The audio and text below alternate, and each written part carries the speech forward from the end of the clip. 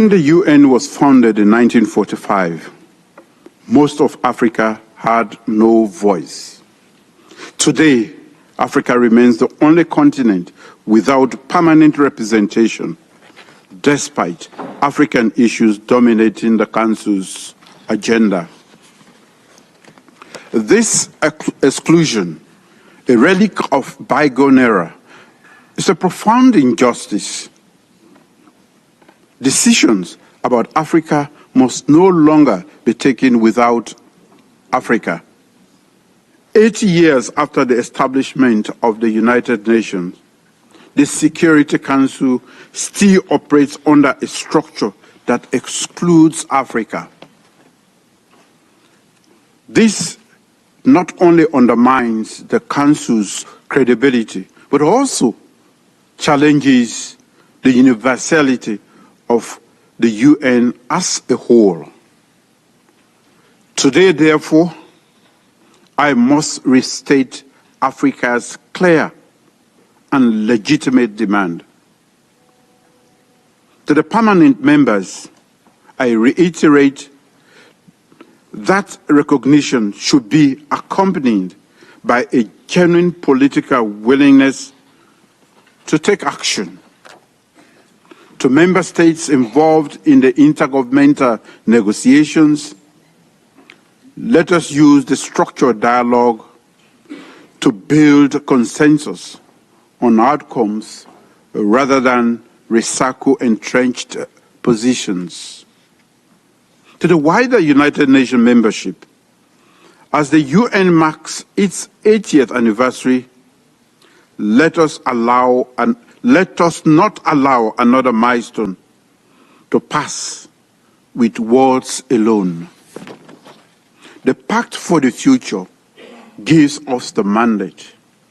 The Africa reform model adopted by C10, rooted in Eswatini and SAT common African position, provides the blueprint for reform. The momentum is here. The time for action is now. Africa will continue to engage constructively. Let there be no doubt. Our demand is legitimate, non-negotiable, and just. Equal representation for Africa is not only an African imperative, it is a global necessity. It is essential for the credibility, effectiveness, and legitimacy of the United Nations in this century. As we commemorate 20 years of Eswatini and SAT, let history record that Africa stood together, firm and resolute, to reclaim its rightful place. Let this generation of leaders be remembered for correcting an injustice that has been endured for far too long, and for ensuring that the Security Council reflects the current state of the world rather than how it was in 1945. Thank you for your attention. And I invite Her Excellency Netumbo Nandi Daiwa, President of Namibia.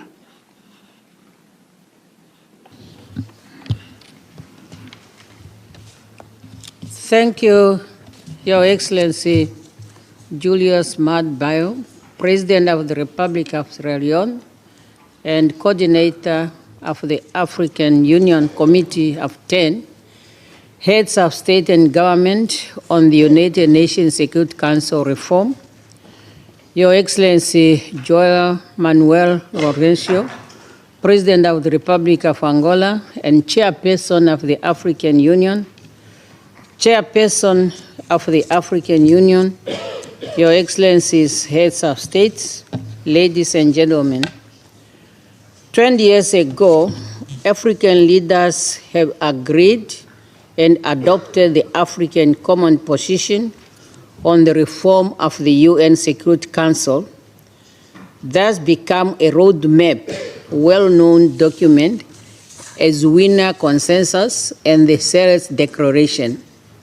Subsequently, a committee of 10 heads of state and government of the AU was set up to spearhead the African Common Position. Today, we are here to reflect on the work we have started 20 years ago. Those pivotal documents, born from our collective desire and unwavering commitment to Africa's progress and unity, have played an instrumental role in further shaping our continent's vision to being a dynamic force in the global arena. Your Excellencies, the 8th anniversary of the United Nations is an opportune time for us to reflect on the values and the principles upon which this organization is grounded. Our repeated call for a United Nation that is fit for purpose, representatives, and reflects of a present-day reality has become imperative. Africa deserves permanency at all global decision forums, especially those seized with making decisions related to the maintenance of international peace and security. For 2 decades, the Common African Position has gained traction with broader support from many interested groups. This is our reminder that our quest to redress historical injustice and advance equality for a more inclusive and representative Security Council is just and commonly shared. Allow me to acknowledge with gratitude the immense support from all interested groups for the Common Africa Position, which culminated in the recognition of Africa as a priority and a special case in the reform process, as reflected in the outcome document of relevant United Nations process, including the PEC for the future. While the reform process continues, Africa should be proud to have sustained a unified voice within the intergovernmental negotiation since the inception of this process. As we prepare to submit the Africa model on UN reform, we call on the 5 permanent members of the UN Security Council to lend their support to us, to stand on the right side of history, and to ensure justice for future generations. Africa is not asking for handouts. We are demanding our rightful place in a council that is tasked with the maintenance of international peace and security, a matter that greatly concerns us, our children, and our children's children. Chairperson, as I conclude, I wish to state that 2025 also marks the 30th anniversary of the Beijing Conference on Women and the 25th anniversary of the UN Security Council Resolution 1325 on women, peace, and security. Therefore, as Africa strives for equal representation in the world's premier peace and security body, we must also ensure that African women and women from other parts of the world are equally participating in important peace and security decision-making platform at the national, sub-regional, continental, and international level. I will not end without thanking Your Excellency, President of the Republic of Sierra Leone, for the great leadership you have provided to the C10 as a coordinator over the years. Your leadership is highly commendable and is bearing fruits for Africa. I thank you.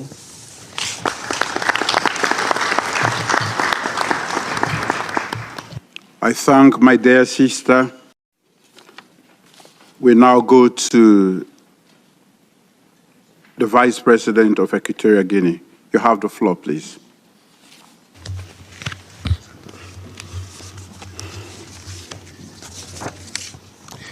Muchas gracias. Thank you very much, Mr. Chairman.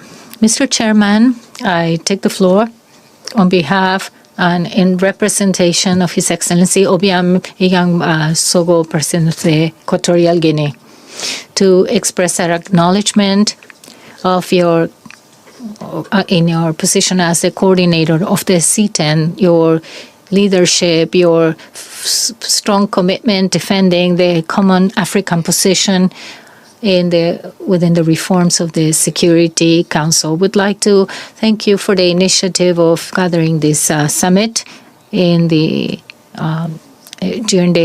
high-level General Assembly week. Today we celebrate the 20th anniversary of the Sirte Declaration and of the Eswatini Council, two historical instruments that shaped the common African position on the reform of the Security Council. After 2 decades, it shows strongly the soundness of our unity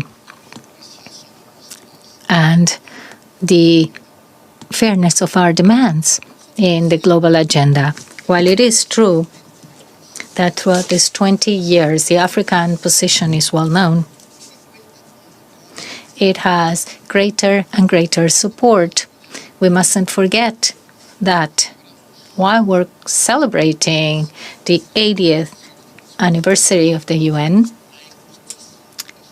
the historic injustice against Africa persists. It is important to point that out because while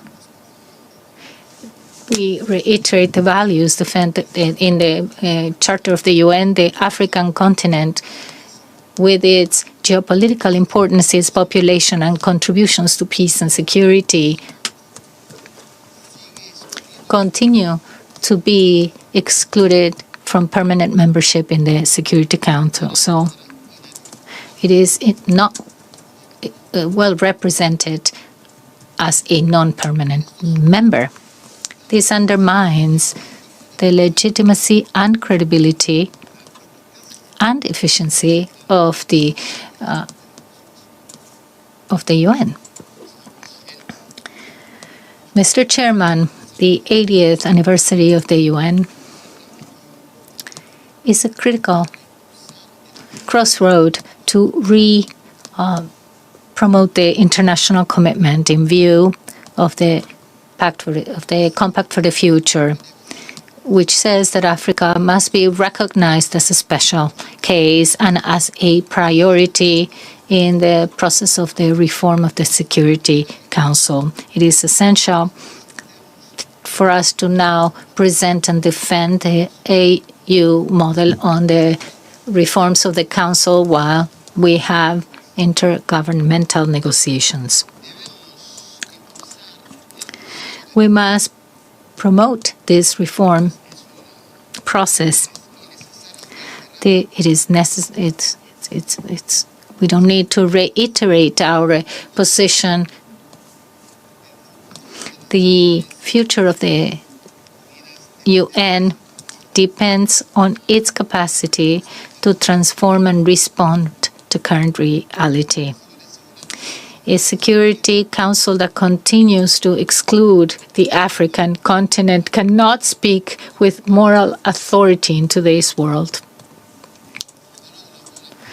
The African Union's model on the Security Council reform is the only model that guarantees equity, corrects the exclusion, strengthens the legitimacy of the Security Council. Just to conclude, I would like to briefly point out that if we continue,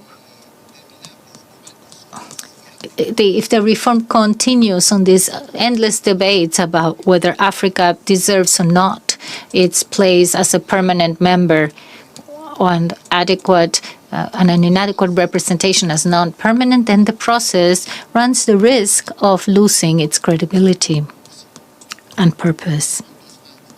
How many more declarations, pacts, results must we have repeating what we've known for so long?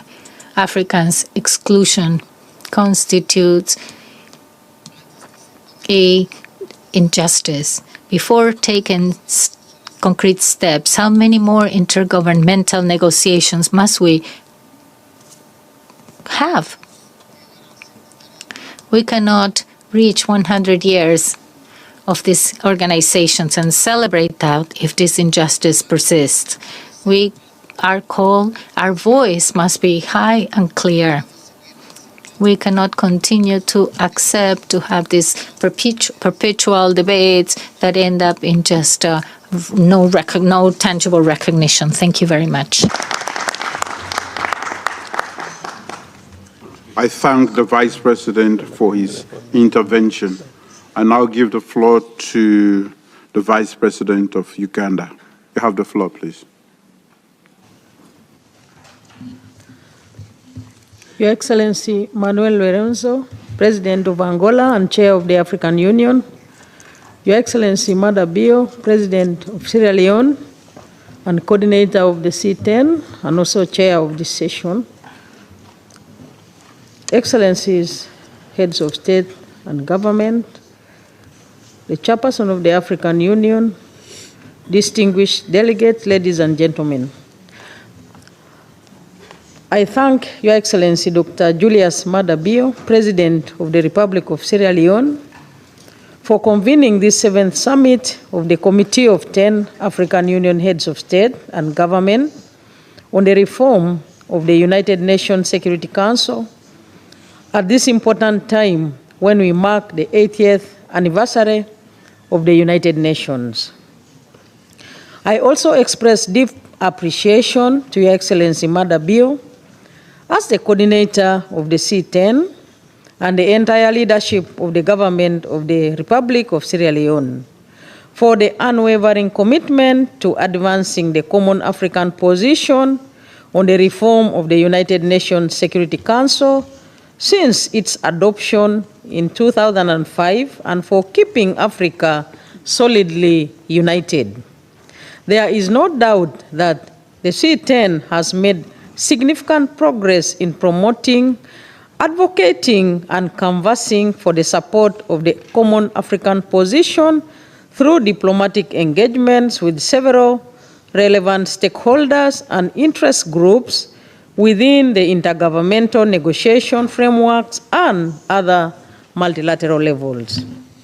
Uganda remains committed to the mandate given to us by the African Union to promote, advocate, and canvass for support of the common African position on the reform of the United Nations Security Council as stipulated in a Swahili consensus and the SATE declaration. We now need to move the process forward to achieve tangible results. Excellencies, in this regard, I express satisfaction with the African Union model on the reform of the UN Security Council as it aligns with the Eswatini Consensus and SATE Declaration. Africa must be represented in the UN Security Council by not less than 2 permanent seats with equal prerogatives and privileges of the permanent membership and 2 more permanent seats in the non-permanent category. The time is now for the genuine demonstration of the political will by the 5 permanent members on the UN Security Council to consent to the full reform of the Council to make it more inclusive, just, equitable, transparent, responsive, and democratic. We reiterate our demand to rectify the historical injustices against Africa which should not be perpetuated any longer, and for Africa to be prioritized as a special case for adequate representation on the UN Security Council.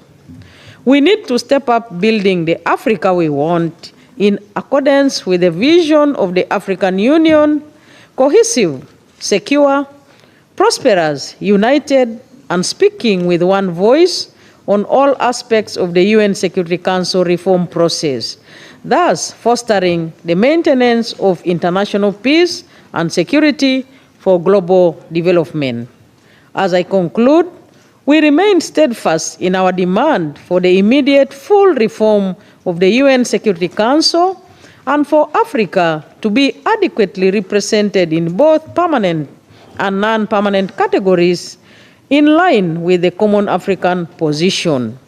Any further postponement of the Council's reform process undermines Africa's interests, the maintenance of international peace and security, and global development. I thank you, Mr. Chairman.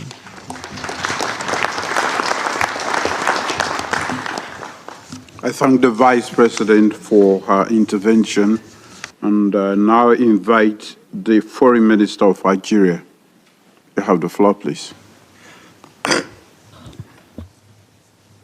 Excellency President Julius Maada Bio, Coordinator of the C10, Excellency President João Lourenço, Chairperson of the African Union,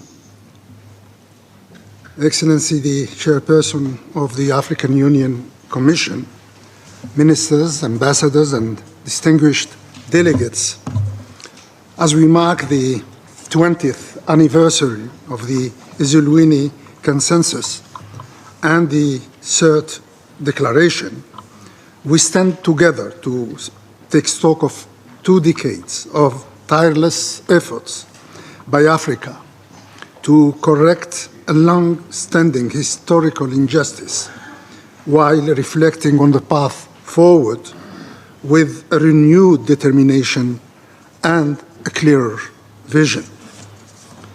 Looking back at our collective journey, Algeria believes that our action has made a significant breakthrough in 3 aspects. First, Africa has succeeded in broadening the base of support for its common position. Today, our common position enjoys growing support among UN member states and interest groups. We take this as a token of recognition of both the legitimacy and the relevance of Africa's demands as articulated in the Zambia Consensus.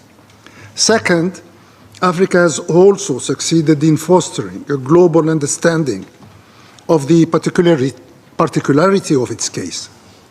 The reason being, on one hand, that our position embodies the collective will of the 55 member states of the African Union, and on the other hand, that it aims first and foremost to correct the historical injustice inflicted upon our continent.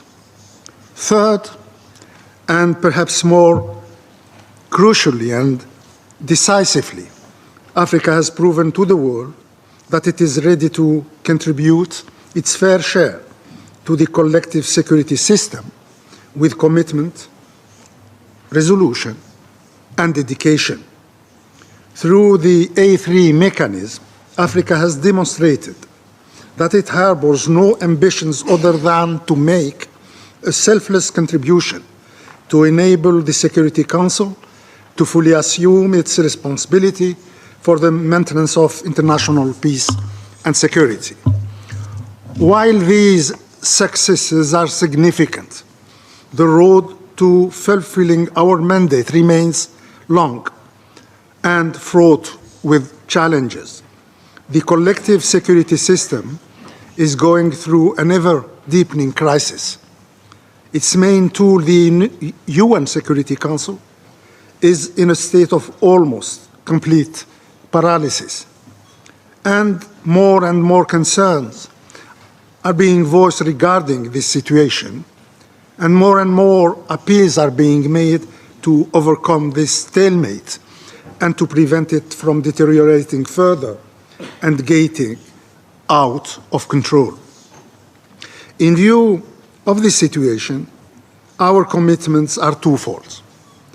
At the internal level, we must safeguard the unity that has been our greatest strength and most valuable asset. We have all seen how this paid off with the African Union becoming a full member of the G20.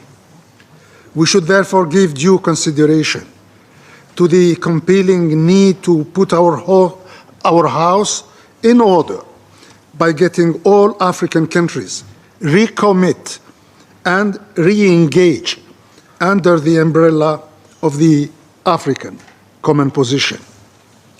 At the external level, our committees ought to remain fully engaged in the intergovernmental negotiations process, IGM. Our roadmap should include engagements with all stakeholders to build on the progress achieved so far, with the ultimate goal of garnering the widest possible understanding and support for Africa's legitimate aspirations and fair objectives.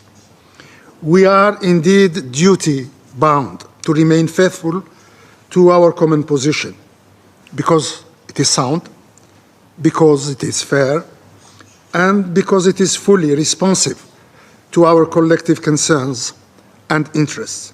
This is, in our view, the only way forward to ensure that our collective voice paves the way toward promoting a healthier multilateral system grounded on the rules, principles, and ideals enshrined in the UN Charter. I thank you all.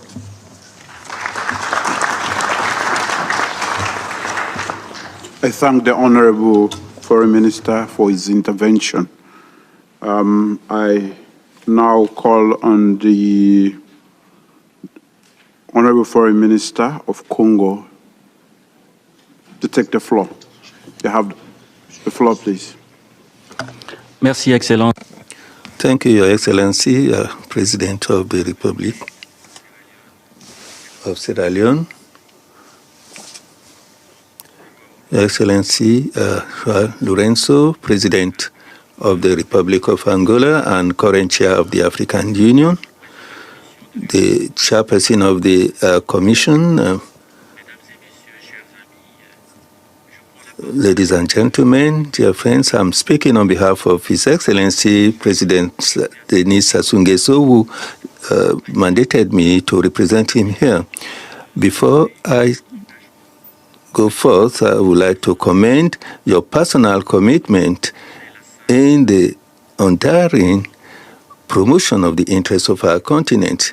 This commitment is further strengthened today through this meeting at a time when Africa is taking up resolutely the challenge of being involved in global governance so as to assume its full responsibility in the Committee of Nations.